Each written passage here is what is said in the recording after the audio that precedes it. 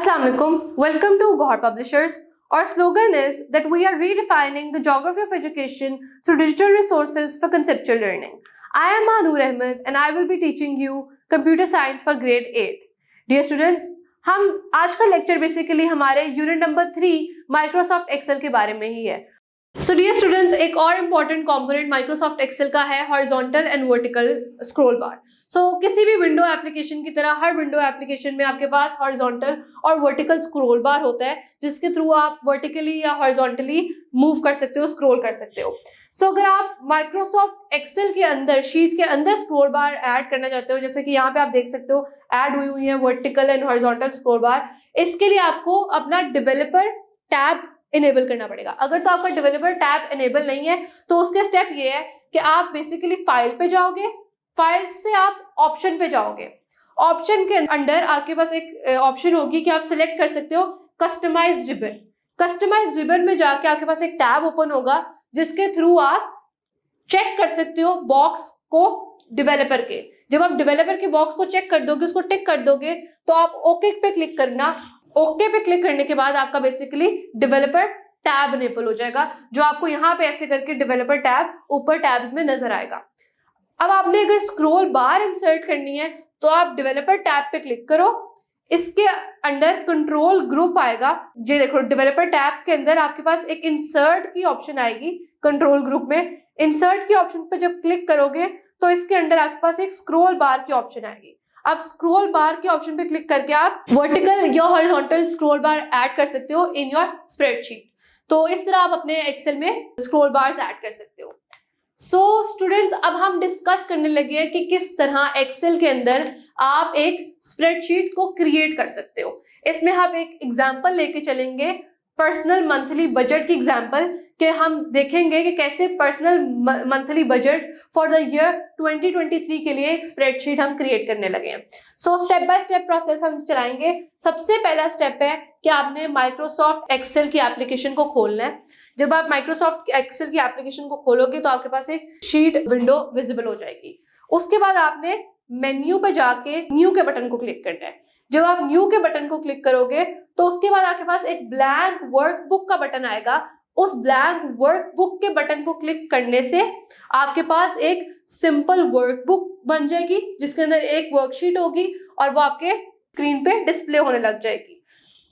या आप सिर्फ Ctrl+N प्रेस कर सकते हो और इसके थ्रू भी आपके पास एक वर्कबुक के अंदर एक वर्कशीट खुल जाएगी आपकी स्क्रीन पे.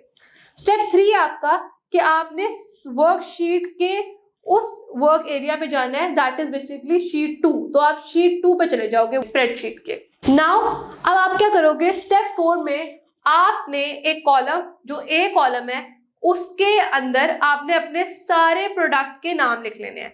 अब पहली ए कॉलम की सेकंड रो में आपने basically heading they the product name की, एंड थर्ड रो से ऑनवर्ड्स आपने डिफरेंट प्रोडक्ट के नेम लिख दिए.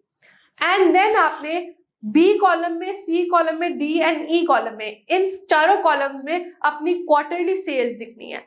इन चारों कॉलम के अंदर आप हर प्रोडक्ट के अगेंस्ट उसकी क्वार्टरली सेल लिख दोगे.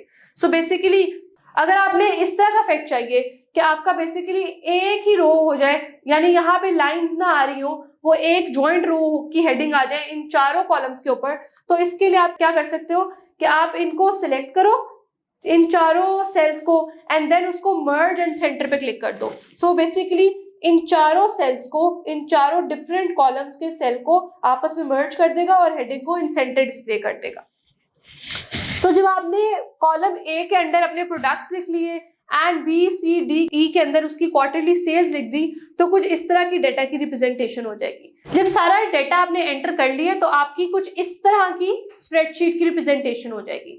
इसके बाद आपका नेक्स्ट स्टेप ये है कि आपने नेक्स्ट रो में 12 रो तक आपने सारे प्रोडक्ट और डेटा एंटर किया. उससे अगली रो में आपने ग्रैंड टोटल की वैल्यू एंटर कर दी. ग्रैंड टोटल आपने बेसिकली लिख दिया. अब आपने हर सेल का, हर क्वार्टरली सेल का टोटल कैलकुलेट करना है. तो वो बेसिकली आप कैसे कैलकुलेट कर सकते हो कि आप इस सेल से लेके इस सेल तक तमाम सेल्स को सिलेक्ट करोगे, यानी कि B3 से लेके B12 तक हर सेल को सिलेक्ट कर लोगे और उस पे समेशन का, यानी सम का ऑपरेटर अप्लाई कर दोगे। ये कैसे ऑपरेटर अप्लाई करेंगे इसको हम अगले लेक्चर्स में इन डिटेल डिस्कस करेंगे। सो हर क्वार्टरली सेल के लिए आप ऐसे करोगे, यानी B3 से B12 तक का सम इधर डिस्प्ले हो जाएगा, C3 से C12 तक का सम इधर डिस्प्ले हो जाएगा एंड सो ऑन। और स्टेप 8 में बेसिकली आप उसको करेंसी सिंबल के फॉर्म में रिप्रेजेंट कर दोगे। नाउ जब आपने सारा काम कर लिया है, आपने सब कुछ डेटा भी एंटर कर दिया है और ग्रैंड टोटल यानी समेशन भी कैलकुलेट कर लिया हर क्वार्टर की, तो उसके बाद आप अपने क्वार्टर्स की सेल को, जो भी समेशन करके आपके पास सेल आई थी, उसको एक ग्राफ की फॉर्म में, एक चार्ट की फॉर्म में भी रिप्रेजेंट कर सकते हो।